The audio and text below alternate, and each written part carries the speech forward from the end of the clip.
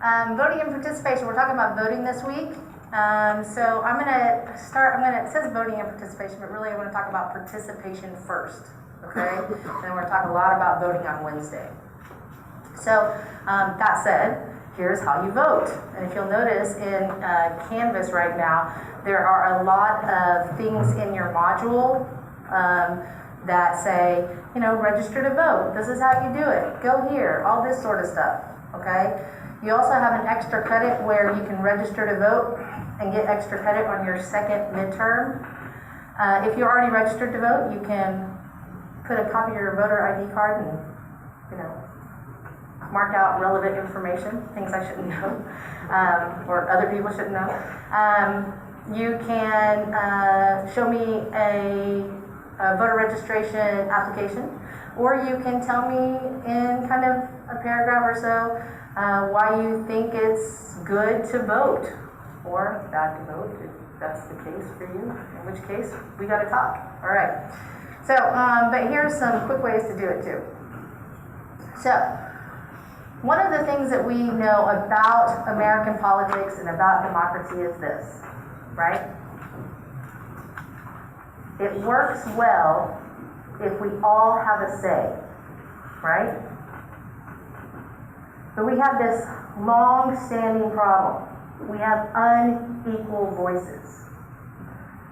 And we have unequal voices because of resources, right? Some people have more time, more education, more money, and so they have more access. There's elite access of the educated class, the business and professions. And among the less elite, there's a lot of fatalism. Why bother? Nobody's going to listen to me anyway. What has it got to do with me? And then finally we have the free rider problem. And, a lot of people fall into this category. Things are going okay for me, so why bother?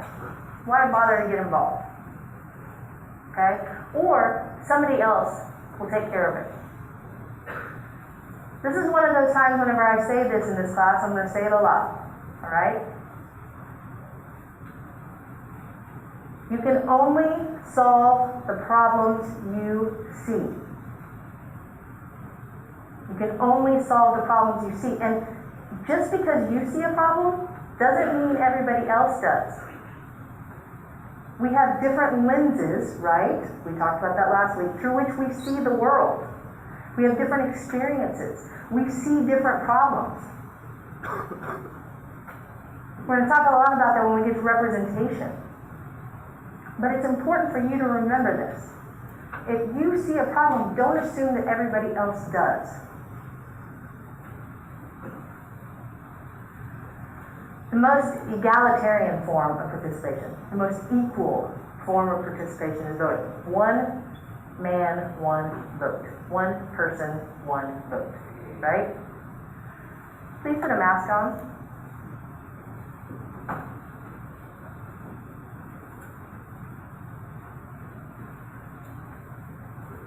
And the great thing about voting is this.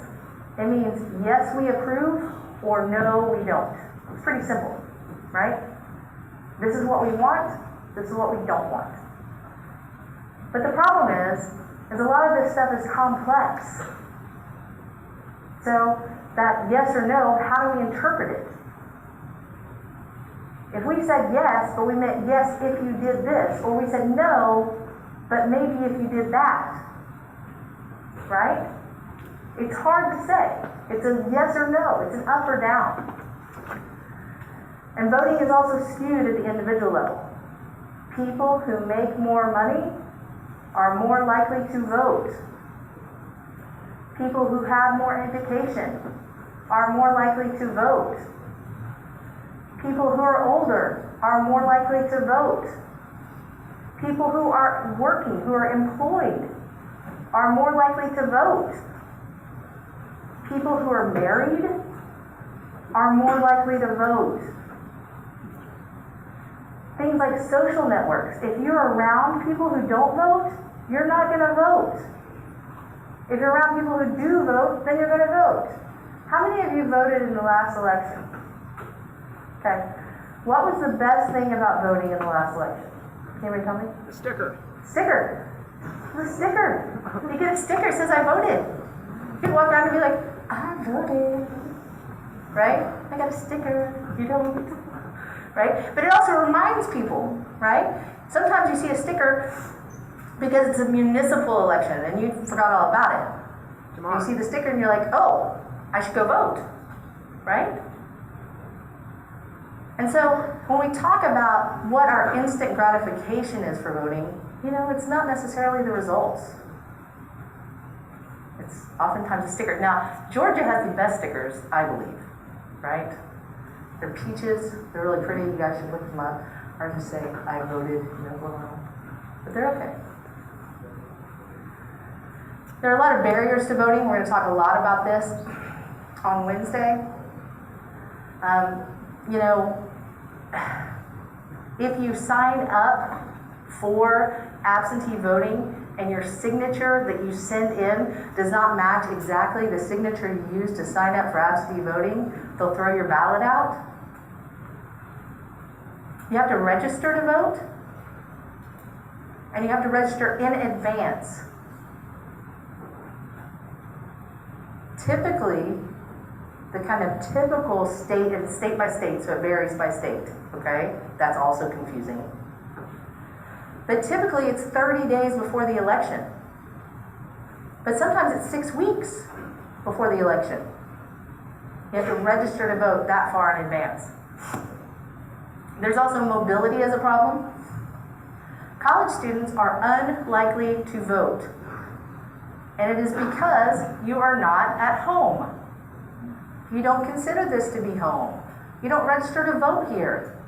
You register to vote in Plano or Pryor, Cultural Center of the Universe. Right? That's where you're registered to vote. And so you don't consider this home, you don't take it seriously. Whenever it comes and goes, you're like, I forgot to send in my absentee ballot permission, so I guess I just won't do it. I'll do it next time. Right? Mobility is a big problem. Mobility is a big problem. There are also voter ID requirements. These have increased. Most people believe there should be voter ID requirements. That said, there's little to no evidence of any kind of fraud involving identification in recent elections. They've tried to find it, they can't find it.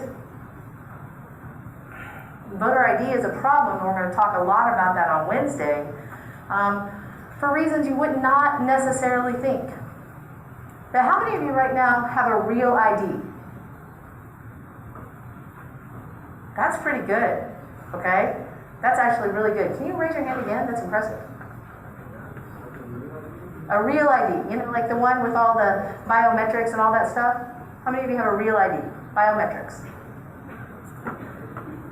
I think a few of you dropped your hands, but still a lot, okay? How many of you have either a real ID or a driver's license issued by your state? How many of you do not have either one of those things? One? A couple? Okay? So out of 200, one person? Out of 300 million? What does that add up to? Right? 1 million? 2 million? 3 million? Okay? And you guys are among the more educated, right? So that number gets bigger. Inconvenient polling places. Again, we'll talk about this on Wednesday. A lot of polling places get shut down. And this is, I'll just tell you, when we talk about seeing things through our own eyes, right? The problems that we see, I can tell you that these things were silly to me. Because literally, I got a driver's license on my 16th birthday, right? I signed up to vote on my 18th birthday. My voting place was 3 blocks from my house, which I could walk to. It was easy, but that is not everyone's experience. That is not everyone's experience. Non-competitive elections. Remember we talked about in the big sort how, hey, look, the Republican's going to win this district, or the Democrat's going to win this district, or this state. So why bother? Right? And so you just don't vote because why bother? We have also gerrymandering, which has caused that to be true in House elections, tougher and tougher for people to have their voice heard if their party is not in the majority in the state house. The Electoral College, which means that the popular vote does not matter. What matters is the state votes. And then, why Tuesday? Why do we vote on a Tuesday? Right? That's not terrifically convenient. I mean, why not a Saturday morning? That seems like a good time. Even more skewed than voting is participation. So, people have magnified voices. In other words, they're members of Congress, their senators, their state legislators, their city council members are going to be more likely to listen to them because they gave a financial donation to their campaign.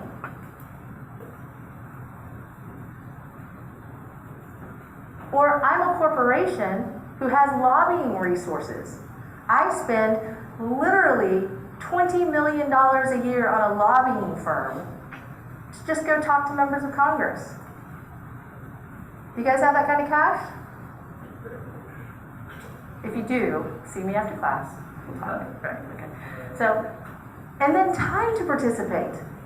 You guys, are you pretty, you got lots of time right now, right?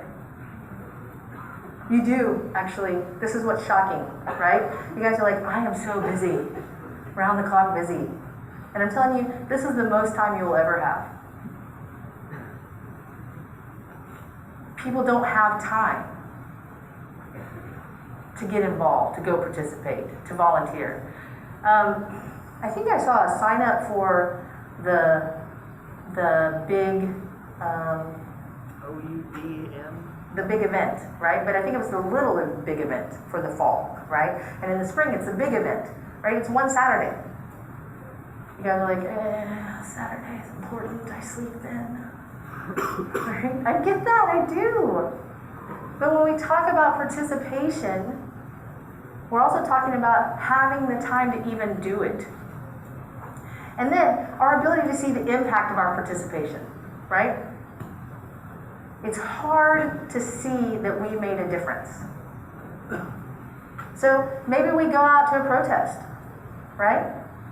And nothing happens. How likely are we to do it again? Less likely. We're less confident.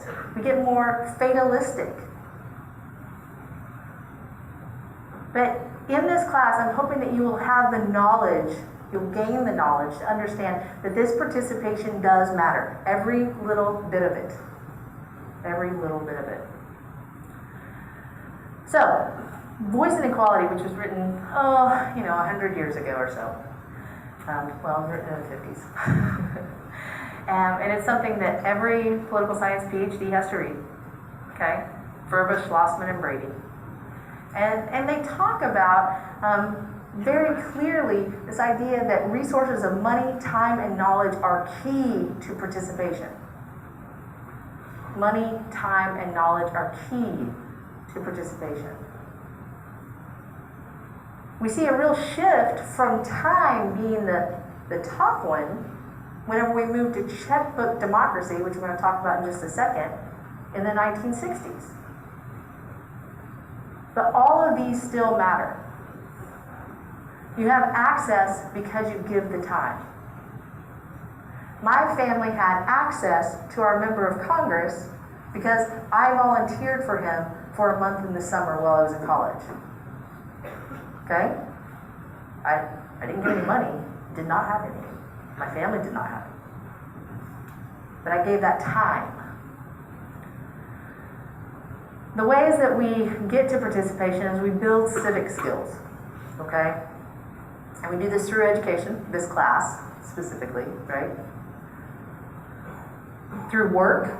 A lot of times at work, it'll be emphasized. Hey, look, this is, you get 3 hours off for voting, go vote, but not all places, okay? But learning how to be part of the community, that's what I mean by civic, okay? Part of the community. Through volunteering, how many of you have volunteered before? Yeah, all of you have, right? You've done volunteer work that's having an impact on your community. That's civic engagement, all right? That's being a part of it. Through religious communities, right? You learn how to participate because you go to church on Sunday or Saturday or Wednesday or on Thursday, Church of the Flying Spaghetti Monster, right? And then through civic organizations. Now, can you guys tell me what civic organizations are?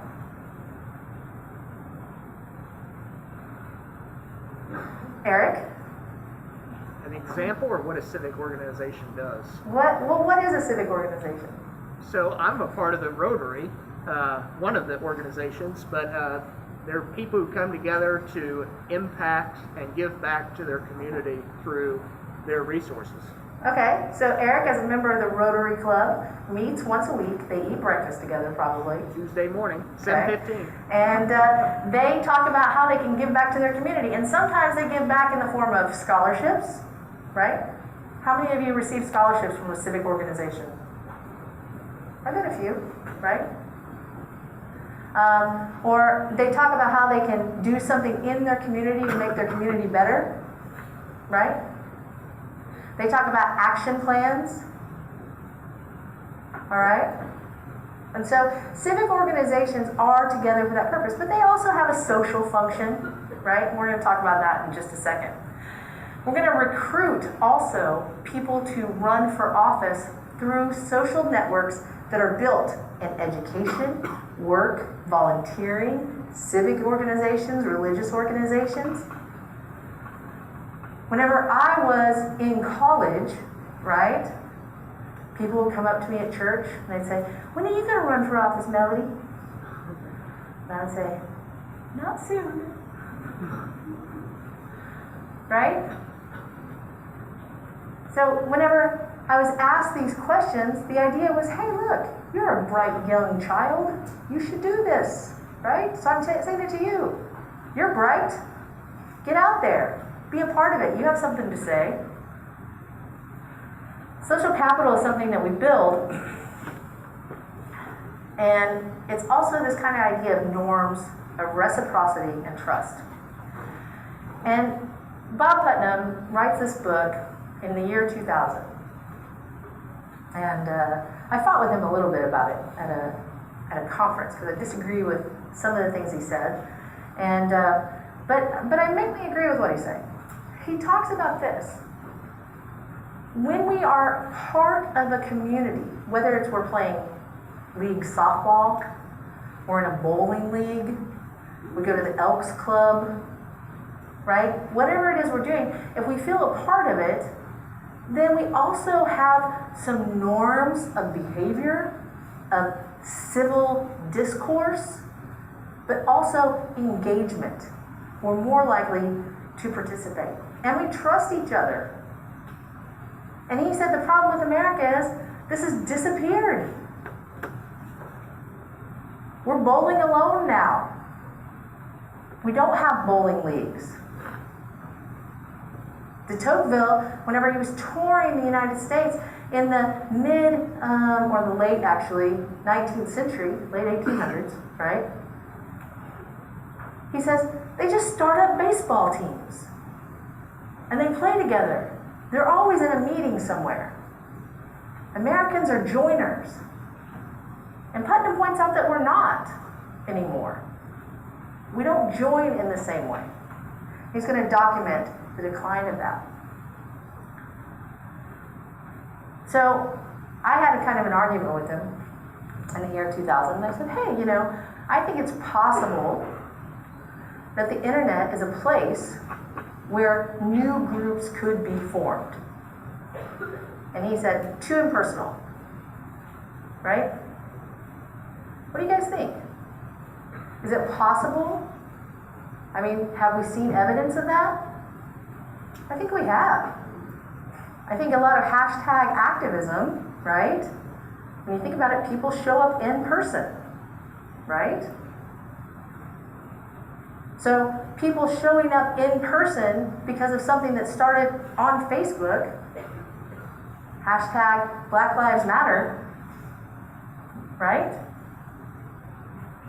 It can work. It can make people be socially active. So how do we cultivate participation? Knowledge and education, obviously, right? The more you know about the system, the less fatalistic you are. The more you think you can impact it, okay? Volunteering and service learning. Whether those be youth groups, high school experiments. I mean, there should be more civics taught in high school, and there's just not, right? How many of you took a civics class in high school? 12. Think about that. Okay? Now think about all of the people you went to high school with who did not go to college. They have no exposure to this at all. College programs like this, right? Your labs on Fridays are meant to show you how to participate. AmeriCorps and the Peace Corps, service learning, service in the military, right? Those are all ways to understand how the government functions, right? And what your role is. And it creates a positive cycle of civic engagement. Vita Scotchpole writes, she's also a professor at Harvard, like Bob Putnam. And she writes this a little bit later. She writes it actually here at the University of Oklahoma. She is part of a series of lectures, the Rock Bomb lectures, that we have every odd year, except for this year because of COVID. Or it's going to be something weird. I don't know. Anyway, it's upsetting. But we have them every odd year. I mean, things like Samuel Huntington, the third wave of democracy. Okay, it means nothing to you, but it should, right? This is a bestseller kind of book. But Theda Scotchpole writes this book, and she talks about the fact that Bob Putnam isn't totally right? She said, it's not so much that we stopped participating. We started participating in a different way. And we need to ask a more fundamental question. How do we make the United States fairer and more democratic? How do we do that? She says there's a lot of growing inequality in income and voice. Access to college has gotten harder, okay? My father went to school on the GI Bill. My mom went to school with some student loans that were paid off in 3 years of working at a high school in a low-income area. Right? These are not options now. My mom worked her way and paid for her master's as she went along. These are not real options for most people today. So, her research starts with a hunch. She says, okay, Putnam's right. There was definitely more civic engagement in America's past. But she says, let's look at how this engagement was linked to these large national voluntary organizations. So she discovers 6 large membership associations in the U.S. past. And there's cross-class participation, right? So in other words, doctors, mayors, plumbers, tradesmen, right? All a member, teachers, all members of the same group. And then leaders are going to rise from within the ranks.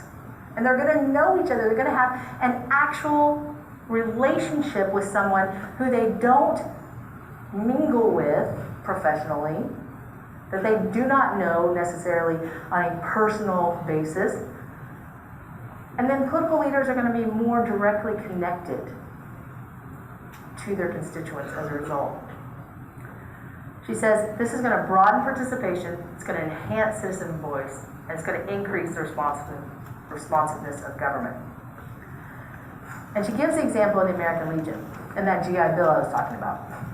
Following World War II, Congress says, oh, all of these people who were made in the field to be officers deserve to get to go to college, because you had to have a college degree to be an officer. And so they were made in the field officers, so we're going to pay for them to go to college. And the American Legion, which is made up of veterans from across all branches, from across, the enlisted and officers, said that's not enough. You need to pay for everyone that served to go to college. The GI Bill develops because of this very strong cross-class membership and lobbying of the American Legion. Eric, let's take roll. So here are these groups. Over 70% of Americans belonged to these groups. Over 70% belong to these groups.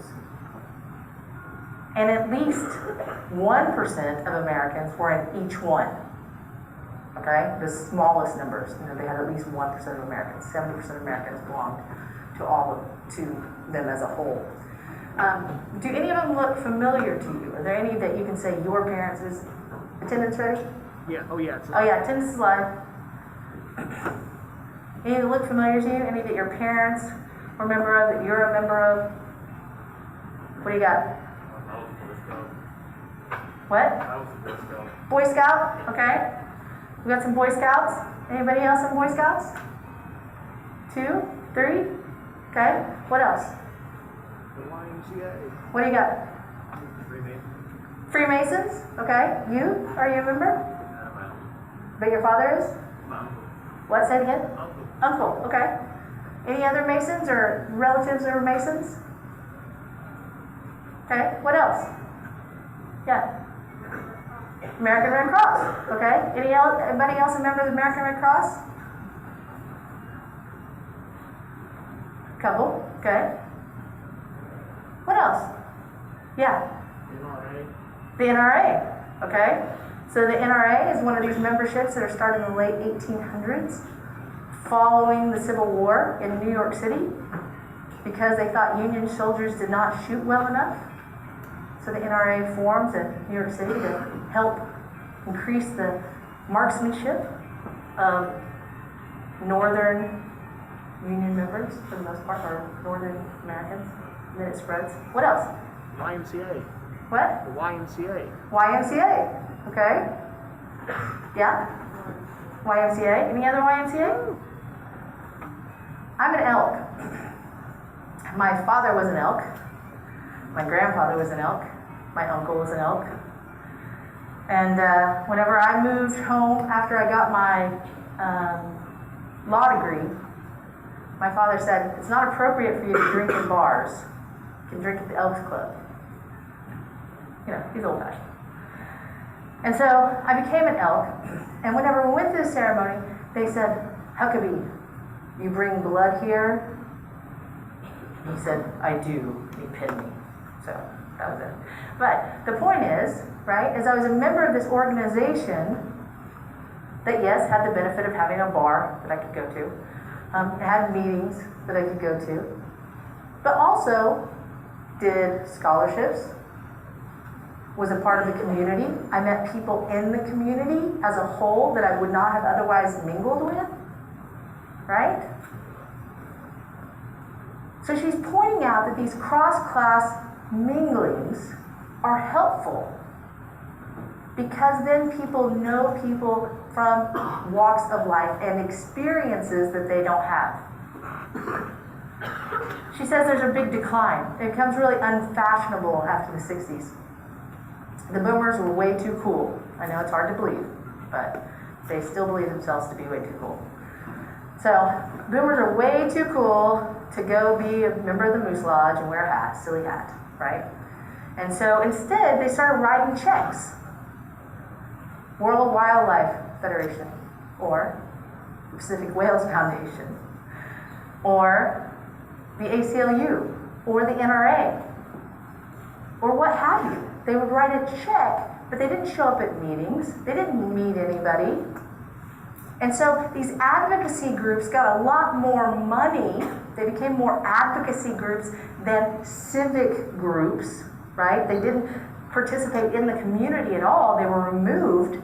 At the national level, they advocated for certain things.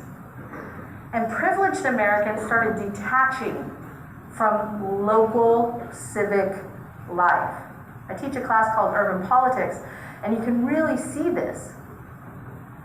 How the wealthy once were invested in their cities, and then went, oh, I don't want to spend my money here anymore. And didn't, right? No more investment in local civic engagement. We don't know what's going on around us. It becomes a succession of the successful, gated communities, if you will. Consequences. Government is less responsive to the average citizen. And I told you guys this before, and I'll show you the statistics later. But in 1968, when Hannah Pitkin is writing about Congress, she says it is substantively representative. The majority of the time, the policies it puts out are what the majority of the people want. Between 1992 and I guess actually the statistic I have is 2010, you can see that Congress responded to the wealthiest and did not respond to what the majority of the people wanted. Legislation is less responsive. So the 2009 Recovery Act response, it didn't focus on jobs, but on banks. And we have this polarization in politics. And this polarization is fed by the fact that we're not engaged with one another at a local level. And by local, for you guys right now, that's not your hometown. That's the University of Oklahoma. Get involved here, and it'll make a difference. So, can we create a 21st century version? Well, we need leaders who can devise new models of association.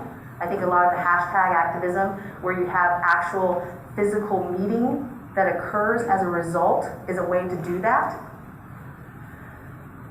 But you also have to build this idea of chapters and affiliated groups. Right? These civic groups need to be more focused on the civic nature of community building than on advocacy. Right? But we get excited about advocacy. We care about it. This is a cause. But this affiliation of civic groups are what can make a difference. You can also implement tax and election reforms.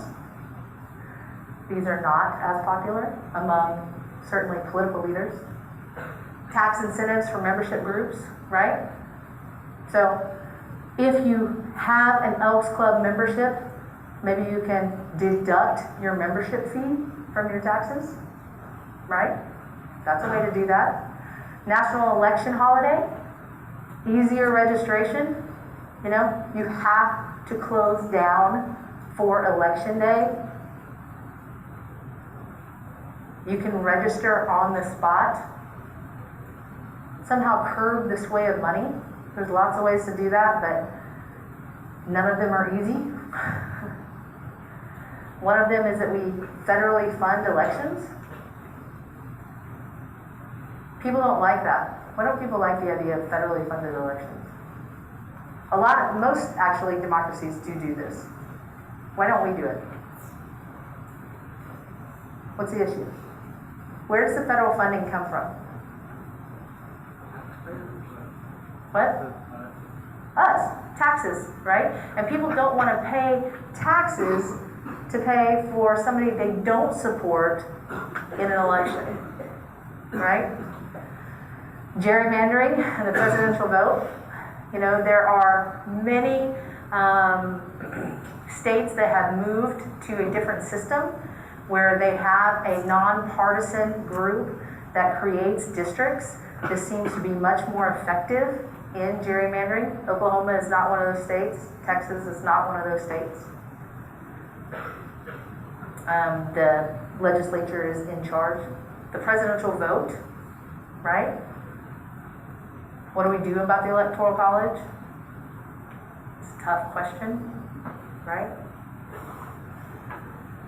And then again, social media. Can it form new civic association rather than civic division? We see a lot of fighting on social media, right? How many of you have blocked somebody because they said something that you really hated? I have. Okay. I don't want to see this anymore. I'm going to hide your posts. Okay? I mean, we do that. And so we don't listen to that voice. Right?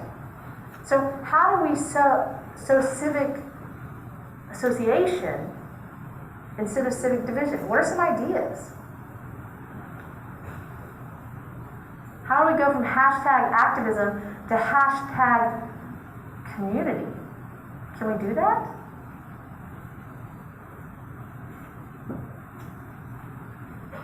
You say, can't be done. Okay, I'm going to fight with you, Bob Hutton, today. Right? Why can't it be done? Well, if the community is based around a group of people in an area, and hashtag, activism is mainly different groups of people from different areas, they can't be a community that's spread thin. Okay, so part of the issue you're saying is that community requires that we're in a geographic area, right? And so how do we then create groups that are inclusive, maybe, in our area? How many of you are a member of any Norman groups? Anybody? You remember what group, Norman group you remember? I'm a member of the militia. The what? Militia. The militia. Okay, but I mean on social media. Oh, No? Good. Any social media Norman groups? I'm a member of a couple of them. One is kind of a broader civic group that just gives me information, right? And another one is a little skewed, right? And another one I just kind of keep an eye on, skewed the other way. So actually 3 that I'm a member of. Those aren't exactly associations because why? Why doesn't it work? they're in-person meetings. Because there needs to be in-person meetings. Does it make a difference to you guys that you're in a lecture instead of watching this on Zoom? It really does. You know, last year was rough. Last year was rough. It was hard to connect, right? It was hard to feel connected. We as humans actually need this. And so how do we facilitate that? And maybe, frankly, maybe that's something that COVID taught us, right? That there's some value in this. So maybe when we can get together without masks on, it'll be a little different. So, Putnam Social Capital. Trust and networks facilitate cooperative enterprises. If we trust one another. And let me give you an example of that. My next door neighbors and I are not ideologically on the same page, right? They are in their 70s.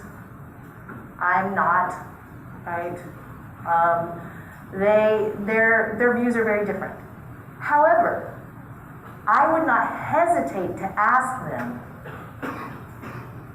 to check on my house or give them a key to my house. They would not hesitate to do the same thing.